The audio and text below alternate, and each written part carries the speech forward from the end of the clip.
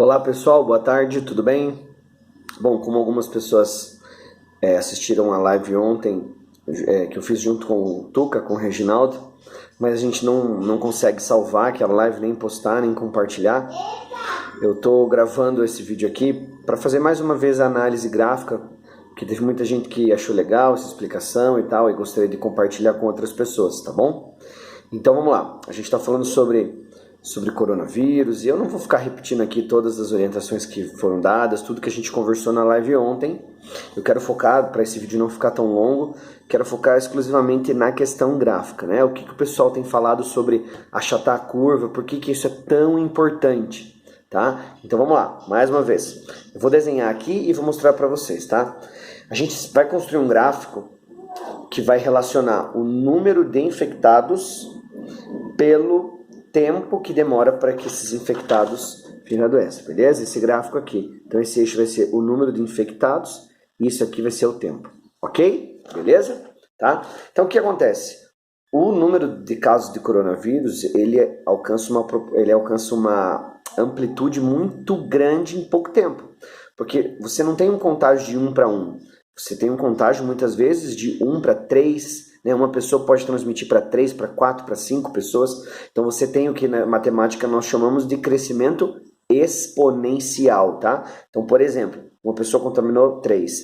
Se essas 3 contaminarem outras 3, nós já temos 9, essas 9 outras 3, nós já batemos 27. Se essas 27 contaminarem outras 3, 81, e aí 243, 729. Então, o crescimento ele não é linear, ele é exponencial, uma curva muito alta, tá? Então, o que aconteceu? Hoje eu acabo de ver a notícia ali que a Itália já bateu o número de mortos, né, pelo coronavírus da China. Então, a Itália já é o país em que mais morreu gente por causa do coronavírus. O que aconteceu? O crescimento ele alcançou um pico tão alto, o crescimento do número de infectados, ele foi tão assim, ó, em tão pouco tempo ele alcançou o pico, tá? Esse aqui é o pico, é o número máximo de infectados que o país tem. Quando um país percebe essa situação, ele faz o quê? Ele começa a tomar medidas que possam amenizar esse contágio. E a medida mais, né, a medida que está sendo mais tomada ao redor do mundo é a quarentena, é que as pessoas fiquem em casa.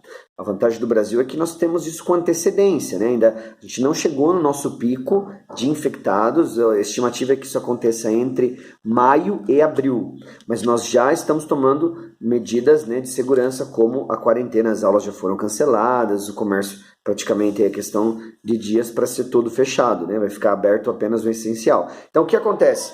Essa curva ela começa a cair, né? Essa curva começa a cair e o número de pacientes tende a diminuir. Então nós temos esse gráfico aqui, ok? Beleza? Tá dando para entender?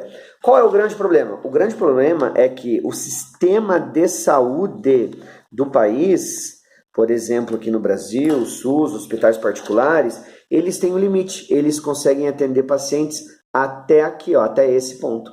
Isso significa que tudo que passar desse ponto fica sem atendimento, sem remédio, sem leito, sem máquina para respirar, né?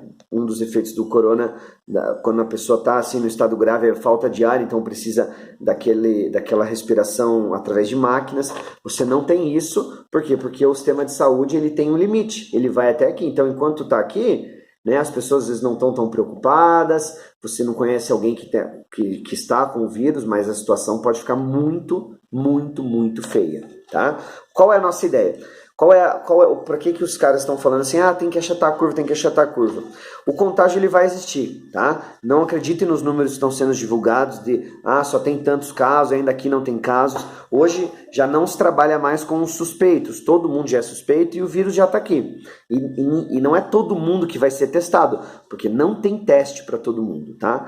Então a gente tem que conviver com essa realidade. Na sua cidade, onde eu moro, aqui em Ponta Grossa, até hoje que eu sei não tem nenhum caso confirmado, mas sim, o vírus já está aqui, ok? Então o que nós temos que trabalhar? Nós temos que trabalhar para que esse pico ele demore mais para subir, tudo bem? Olha, eu vou desenhar aqui em rosa para vocês darem uma olhada. Então a diferença dessa outra curva é que você tem um crescimento e você tem o pico aqui, mas ele ainda está abaixo do que o sistema de saúde pode oferecer. Isso aconteceu no Canadá e nos países que tomaram medidas com bastante precaução. Agora, qual a grande diferença entre essas duas curvas? O tempo. Tá? Uma coisa é eu ter 3, 4 mil infectados em 1, 2, 3 semanas. Não existe cidade, não existe país que consiga ter essa demanda. Agora, o número de infectados espalhado ao longo de 2, 3, 4 meses, isso desafoga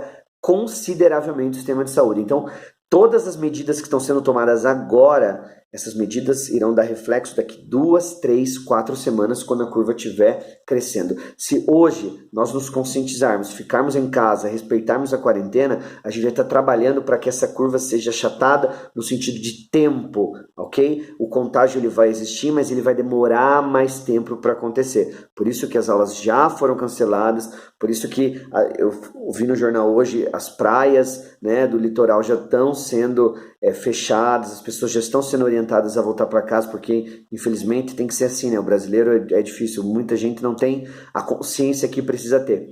Mas a gente precisa trabalhar para achatar essa curva. Como é que a gente faz isso? Tomando as medidas necessárias com antecedência, para que o contágio ele demore mais para acontecer. Tá ok? Obrigado aí pela atenção e vamos nos cuidar, vamos respeitar a quarentena. E é isso aí, um abraço.